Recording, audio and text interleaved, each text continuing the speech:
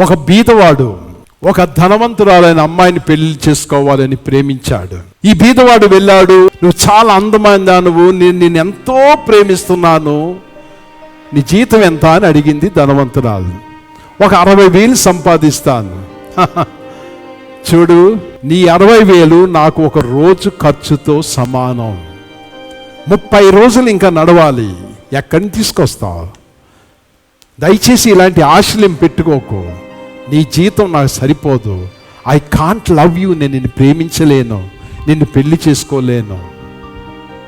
చాలా బాధపడ్డాడు ఆ బీద యవనస్తుడు. కేవలము ధనము లేదని, కేవలము ఒక హోదా లేదని నన్ను ప్రేమించలేకపోయింది. 10 సంవత్సరాలు అయిపోయింది. ఒకరోజు ఒక షాపింగ్ మాల్లో వెళ్తున్నాడు ఈ బీదవాడు. ఒక పర్సు పడిపోయింది ఒక ఆమెది. వెంటనే తీసి, మేడం ఎక్స్క్యూజ్ మీ, క్షమించండి, మీ పర్సు అని ఇచ్చాడు. ఈమె కళ్ళు తెప్పి చూసేటప్పటికి ఆశ్చర్యం. ఒకప్పుడు నీ యొక్క 60,000 జీతం నా ఒక్క రోజు ఖర్చులకు సరిపోతుందన్న ఈమె గుర్తెట్టి వెంటనే, ఎలాగున్నావు, నాకు పెళ్ళయింది, నెలకి 5 లక్షలు సంపాదిస్తున్నాడు తెలుసా మా ఆయన అన్నాడు. అలాగా, నెలకి 5 లక్షలు సంపాదిస్తున్నాడా? చాలా పెద్ద కంపెనీలో పనిచేస్తుండొచ్చు మీ ఆయన. ఇంతలో ఒక వ్యక్తి వచ్చాడు, పక్కన ఉన్న వ్యక్తిని చూశాడు. చూసిన వెంటనే, హలో సార్, మీరేంటి ఈ షాపింగ్ మాల్లో నుంచున్నారు? వెంటనే భార్య అడుగుతుంది, ఈయనెవరో నీకు తెలుసా? ఈయన తెలవకపోవడం ఏమిటి? 100 కోట్ల కంపెనీకి యజమానిగా ఉన్నాడు ఇతను. అతని చేతి కిందే నేను పని చేస్తున్నాను, నాకు 5 లక్షల జీతం ఇతనే ఇస్తున్నాడు.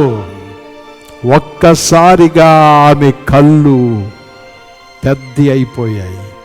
ఆ తరువాత ఆ భర్త ఆమె చెవులు అంటున్నాడు, పాపం అమాయకుడు, అమ్మాయిని బొట్లేయడం రాదు వీడికి.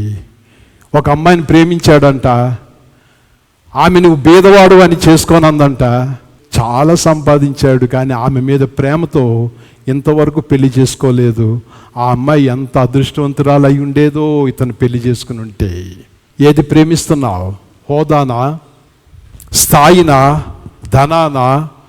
పేతురు ఎంత స్థాయిలో ఎదిగిపోయినా, ఎంత నైపుణ్యత సంపాదించినా, ఎంత మతపరమైన ప్రవీణుడైనా, ఈ ప్రశ్న ప్రతి వ్యక్తికి వేయబడుతుంది.